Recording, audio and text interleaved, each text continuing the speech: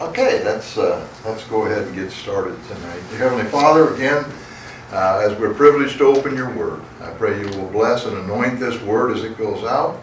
Anoint my lips to speak those things that you'd have me to say. Lord, anoint our hearts to receive that you have for us. And we'll thank you for that in Jesus' name. Amen. Amen.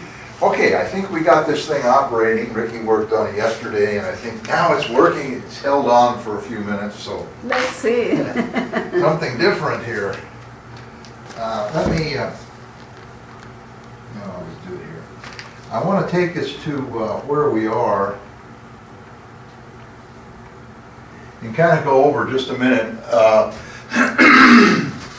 where we're covered. We're in the 6th period now, which is the last week before the crucifixion. So during this week, we started off on Friday when Jesus arrived in Bethany. All right. From there, then we went to Saturday, where Jesus observes the Sabbath. He was anointed by Mary at Bethany. There is a plot to destroy Lazarus because he had raised Lazarus from the dead. On Sunday is his triumphal entry into Jerusalem. And it's interesting, this year it lines up with the days this year. So, because it's not necessarily true, the Jewish calendar works on the crop cycles, so it varies from year to year. And then you remember, after he came into the triumphal entry, there was a request by the Greeks to see Jesus. On Monday, the following day, was the barren tree that he cursed on the way into Jerusalem. Then the second cleansing of the temple, when he came in and for the second time drove out the money changers. There was the healing and teaching in the temple that went on every day. But we're looking here at Monday, and this went on for the rest of Monday. Tuesday, as they went to Jerusalem, remember they observed that the fig tree had withered. Okay? Then they had the challenges of the Pharisees where they asked him questions, he asked them questions and answered their questions and really made him look kind of ridiculous. We had the parable of the 2 sons, the parable of the wicked husbandman, the parable of the marriage feast, and then there was the questions to the Jewish leaders. Who do you say that I am? And some of these other questions that we talked about a couple of weeks ago. Then there was the denunciation of the scribes and Pharisees, where he called them whited sepulchres. He told them, you guys are really not what you should be. There was the widow's 2 mites, where he stood by the treasury. This was all happening on Tuesday. There was a prophecy of the temple's destruction, the prophecy of the end of time, Matthew chapters 24, and also it's covered in Luke and Mark. Then we had the parable of the doorkeeper, the parable of the thief in the night, the parable of the steward, and the parable of the 10 virgins. And of course he was talking about loyalty, he was talking about being prepared, the things that we talked about. Then you had the parable of the talents. There was the simile of the sheep and the goats. Sheep's on my right, goats on my left.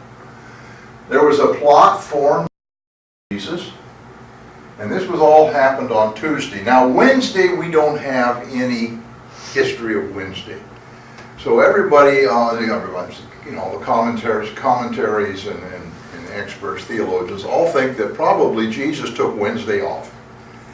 The next day was Sabbath, Thursday. No, not Sabbath, I'm sorry, Passover. The first day of the Feast of Unleavened Bread.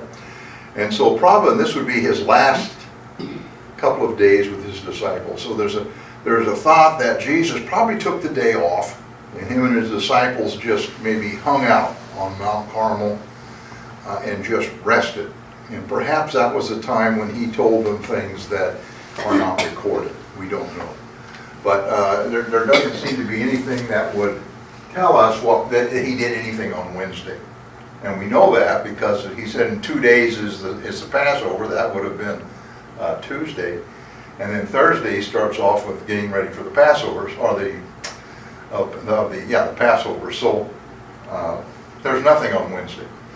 All right, Thursday we have the Passover and the arrival at the upper room, and that's what we're going to cover tonight. along with a few other things. So that kind of, I think, brings us up to date with where we are in this week, the 6th week. There is another week that we'll cover, which is after crucifixion. So tonight, we're going to open with Peter and John being sent to make preparations for the Feast of Unleavened Bread. So Matthew chapter 26, beginning with verse 17. Now on the first day of the Feast of Bread, the disciples came to Jesus, saying to him, "Where do you want us to prepare for you to eat the Passover?" And he said, "Go into the city to and say to him, the teacher says, my time is at hand. I will keep the Passover at your house with my disciples." So the disciples had directed them, and they prepared the Passover. Mark gives us a little bit more detail. He says, "Now on the first day of unleavened bread, when they killed the Passover lamb, his disciples said to him, 'Where do you want us to go and prepare that you may eat the Passover?' And he sent out 2 of his disciples and said to them, 'Go into the city, and a man will meet you carrying a pitcher of water. Follow him. Wherever he goes in, say to the master of the house, the teacher says, where is the guest room in which I may eat the Passover with my disciples? Then he will show you a large upper room, furnished and prepared. There make ready for us.' So his disciples went out and came into the city and found it just as he said to them, and they prepared the Passover." Luke chapter 22, beginning with verse 7. "Then came the day of unleavened bread, when the Passover must be killed. And he sent Peter and John, saying, 'Go and prepare the Passover for us, that we may eat.' So they said to him, 'Where do you want us to prepare?' And he said to them, 'Behold, when you have entered the city, a man will meet you carrying a pitcher of water. Follow him into the house which he enters. Then you shall say to the master of the house, the teacher says to you, where is the guest room where I may eat the Passover with my disciples? Then he will show you a large furnished upper room. There make ready.' So they went and found it just as he had said to them, and they prepared the Passover." Now Thursday, this would be Thursday. Thursday was the first day of the Feast of Unleavened Bread. You may remember the Feast of Unleavened Bread went for 7 days in Jerusalem and in Judea, in the immediate vicinity of Jerusalem. It was a 7-day feast. Outside of Jerusalem, in what we call the Diaspora, which were the Jews who were scattered to other countries, it was 8 days. There were 2 reasons for that. One of them is the distance to get to Jerusalem. Many of them may not make it in time for the Passover. And the second reason is because of difference in calendars. So they may, in fact, lose track of when the actual Passover was to be done. Maybe a day or so off because of the calendars that were used in these various countries. So what they did is they added an extra day of Passover. The Passover was a feast. It was on the first day of this Feast of Unleavened Bread. And of course it commemorated the coming out of Egypt. Now there were several things that had to be done. On Wednesday, which was the day before Passover, all of the leaven had to be removed from the house. And they had quite a ritual for this, but they actually went in and they swept everything, they scrubbed the walls, they washed everything down so that there was no trace of leaven in the house. Leaven is, of course, a yeast. Now, the yeast that they used, the leaven they used, was a dust that they gathered from the grape leaves. So they would go out to the grape leaves and they would gather the dust off of the grape leaves, and that was in fact a yeast. And they would use that in their bread, and that's how they got yeast. If you're wondering how they got yeast for, to get their bread to rise, that's where they got it. Well, of course, that yeast then was in the air. So they would go through the whole house, and in fact on a certain time, and I think it was 3 o'clock on Wednesday if I remember right, they would even have a little ritual in their house, and they would hide pieces of bread for the kids to find, or pieces of leaven for the kids to find, kind of like, you know, Easter people hide Easter eggs. Well, that was the idea, and sometimes the one who found the most little pieces, he got some kind of a prize or something. But the whole idea was to get rid of all the leaven. Part of the ritual on the feast of Passover at the beginning was that the host would make a statement that all the leaven has been taken out of the house. If any leaven remains, then it has no owner. In other words, it just floated in and it doesn't belong here. And that was a way of saying we've done all we can to get all the yeast out of here that we can. Now what they did with the yeast is they sold it to Gentiles. That was according to the law. They could sell all their yeast to the Gentiles. Or they could throw it away and burn. They had to burn it. They couldn't throw it away. They actually had to burn the yeast. So they either burned it or they sold it to Gentiles. That's how they cleaned all this out of here. So when Jesus sent them off to find a house, it's kind of interesting to notice some things. That on Thursday morning, he sent his disciples off, and he said, when you go into Jerusalem, you're going to know which house to go with, because you're going to see a man carrying a water pitcher. Now, I've read some of the commentaries, some of these guys, you know, well, Jesus had prepared ahead of time, and he had made all the arrangements ahead of time, and so, you know, so they could just go in and do it. If that was the case, why did he tell them to follow a man with a water pitcher? Did he tell the guy, have your slave standing out there by the gate, and when he sees my disciples, put your water pitcher on your shoulder and lead him? No. Now this is unusual for a couple of reasons. Number one, men carry water pitchers. That was a woman's job. Read through the Bible. You don't find any place where men carried water pitchers. So this was a very unusual situation. Jesus knew that there was going to be a man carrying a water pitcher. Men carried what they call wine skins, and they would, if they had water, it went in the skin. They never carried a water pitcher. That was a sign of servitude and was a woman's job. So they didn't do it. And yet here is a man carrying a water pitcher. All right? Secondly, they said, you follow him, and when he gets to wherever he turns in, you say, ask for the owner of the house. So this tells us this wasn't the owner of the house. This was probably a servant. And we don't know the circumstances. Maybe one of the women servants was sick, or for some reason couldn't get the water, and so this guy had to go out and get water. Whatever for the reason, we find him carrying this water, goes into the house, and they ask for the master of the house. And when we just look at this, we get kind of the impression like when Jesus sent the disciples to get the donkey, remember, for the triumphal entry. He just walks in and says, you know, he has need of your donkey. Oh, here, take it. You know, we need any more? This is a little bit different situation. This was a little more normal.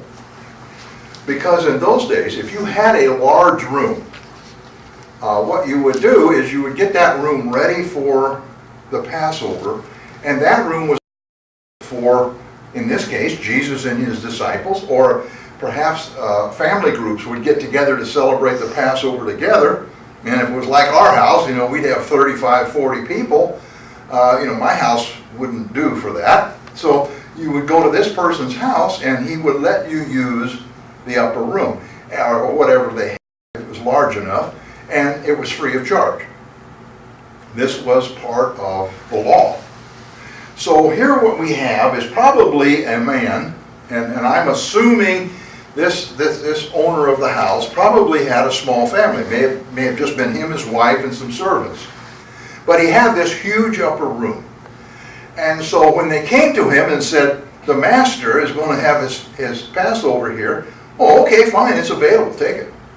I mean, it wasn't a supernatural thing so much like the donkey thing. This was a little bit different. Now, whether the man was a believer or not, we don't know. There is an assumption that he was, because this seems to be the same place where the upper room after the resurrection and after the ascension of Jesus, this appears to be the same place they went, to the upper room on the day of Pentecost. So it could very well be that this man was a follower. We don't know. Now, it does say that he said, when you go up there, you're going to find this room all ready. So when they found it, they found that it was already furnished. Now, furniture in those days, we've talked about this before, but furniture in those days was not a table like we have here. Tables were about 18 inches off of the floor, and they would lay on cushions. And there was an order to how they set themselves on these cushions, but they actually laid down on the cushions. And it's interesting, I was doing some research today on the modern Passover. They call it the Seder, by the way, S-E-D-E-R, Seder. And it's interesting that it is required that when they take the Seder meal, they have to be laying down on their left side. That is required now by the Orthodox Jews. So they still do this. And of course, that was the way they ate in those days. Now, this is kind of important because when you think about it, you had the table and they had these cushions that came out from the table. They didn't come straight out, they came off at an angle. So the table would be, like if that's the table, the cushions would be off at an angle like this. So when you laid on the cushion, your feet were out this way. The next person, his head would be right about here on the cushion with his feet out, and the next person with his feet out. Now that's, you say, why is that important? We'll find out in a minute. But this was how this room was furnished. Now, it was not only furnished, but it was prepared. Now, in order to prepare, all the leaven had to be taken out. However, and they had to have matzah, the unleavened bread, cooked. So evidently, either two things. Either the man of the house had already prepared the matzah, the unleavened bread, and had it ready there, which was probably the case, or the disciples had to go out and buy it somewhere, because I don't see where any of them were cooks. I never saw any recipes from the disciples, so I'm assuming they weren't cooks. And so they had to have all of this ready.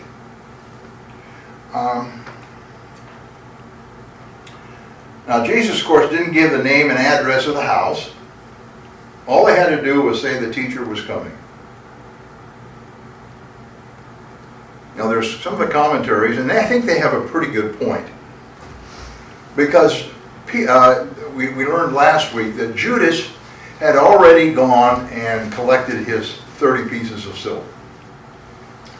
And it says he was seeking a cave when he could turn Jesus over to the Sanhedrin.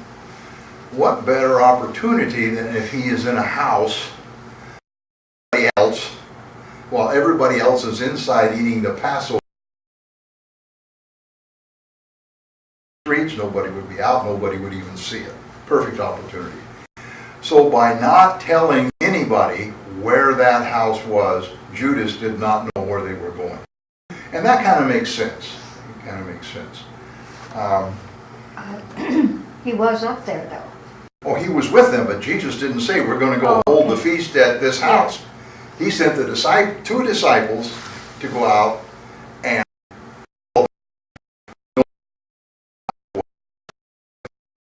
the two until they got there. So the Jesus led them to that upper room. So that's some of the reasoning behind what went on. Now, after finding and inspecting the guest room, the disciples went to prepare for the meal.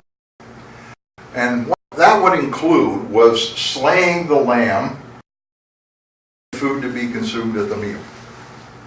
So the lamb for the Seder was sacrificed between 3 p.m. in the afternoon and 9 p.m. at night. The actual lamb was not the Passover dinner itself, or and we'll go through what those were, did not start until after dark, which at this time of the year, it was about the same time of the year as this, April, May, March, May of our time. And so it's late, it's pretty light outside till about 7 o'clock, and it had to be dark, so they would slay these night. It's interesting that Josephus accounts that in the last year of the temple, on the last Passover that was celebrated in the temple before the Rome came and destroyed it, they sacrificed 270,000 lambs on that day. So the priests had to do it. The priests had to be the ones to do it. So you had a slaughterhouse going, if you could imagine. They had to kill the lambs, skin them, and throw them on a fire and roast it.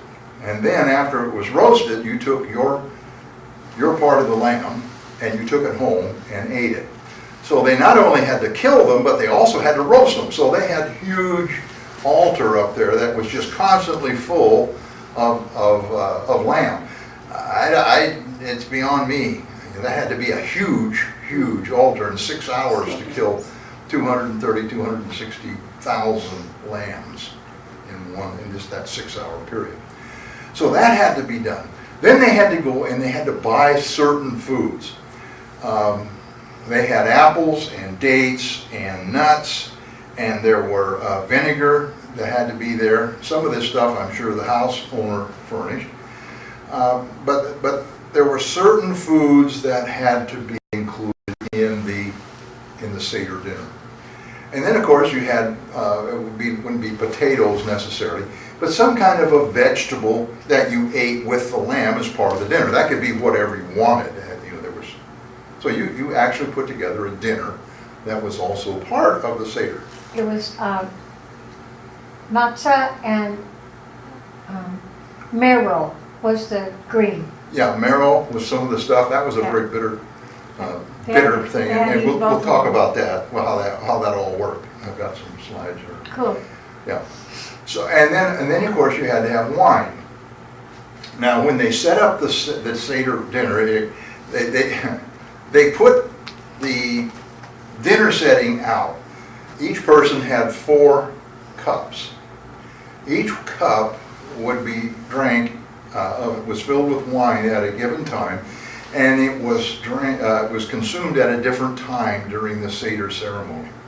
And we'll go through that also. And then in addition to that, they had what they call common wine, which was just drank with the meal. You could have as much of that as you wanted. But this other wine was special, and it was set aside, and each cup was labeled when it was supposed to be consumed in the Seder ceremony. So this was quite a thing. And today they use their finest china. In those days, it was the best you had. That's what you were putting it out there for. So this was a big dinner. It wasn't standing there, messing around. Also, I mentioned they had to be sitting down or laying down, and the reason for that is laying down denoted freedom. The slaves had to eat standing up because they were bound. But when you were laying down, that indicated you were free. Nothing to worry about. I can lay down, I can just take my time and eat. The slave, on the other hand, he had to consume his food in a hurry because there was work to be done or things to be done. And this was all part of the Exodus story because as slaves, they weren't free. But once they became free, they could lay back and relax. They were no longer under the whip of Egypt. So all of these symbols, they all had meaning to the Exodus story. All right, so here we are. This is where we are. Now, of course, there's no mention of servants. It's possible that the owner of the house had this food prepared, but it's also probably more evident that they went out and actually bought this stuff. We would say pre-cooked, ready to go. At least the vegetables and the things that went with the lamb. All right, so that takes us to the actual arrival at the first passing, arrival in the upper room and the passing of the first cup. So what I want to do here is, this is the order in very general terms. Believe me, this thing goes on and on and on, explains all of these things. But just for general headings, if you really want to get into this, you can go out on the internet and look at Seder and just say the steps in the Seder or the Seder ritual, and it will give you more information than what you ever wanted to know. But the first thing basically that happened was there was the first cup of wine. This wine was drank, and there was not a prayer offered for the wine, ritual prayer. If you go out on the internet, the prayers are there. You can actually read what they say when they take these different cups. The first cup did not have a prayer associated with it. It was a cup of wine. The next thing they did was what's called the karpas, or the bitter herbs and the first dishing. This is what you were talking about. This was a very bitter sauce that they would make. They used horseradish, and there were different, and some other things they put in. Sometimes it was vinegar they would put in it to make a very bitter sauce. And so the corpus was they would take vegetables. They used not cucumbers, celery, lettuce, could be various types of vegetables, and they would dip those vegetables in this very bitter sauce and eat it. And this was a symbol of their time in Egypt when they were under the rule of the Egyptians. So that's what that was. Then they had the pouring of the second cup of wine and the singing of the Hallel Psalms. Now, this was a group of psalms. They would pour the wine, but they couldn't drink it yet. They would pour the wine, and they would sing these psalms, the Hallel Psalms. At the completion of these psalms, then they would pray, had a prayer over the second cup of wine, and they would then drink that wine. At the conclusion of that, the host would stand and he would wash his hands, ceremonial washing of the hands, because he was about to break the bread. So before he could break this unleavened bread, this matzah, he had to first wash his hands. After he did that, then there was another prayer, and he broke the bread. Now when they broke the bread, it was kind of interesting. They didn't break it in two even pieces. They broke one small piece and one large piece. The small piece he then broke and was eaten. In the large piece,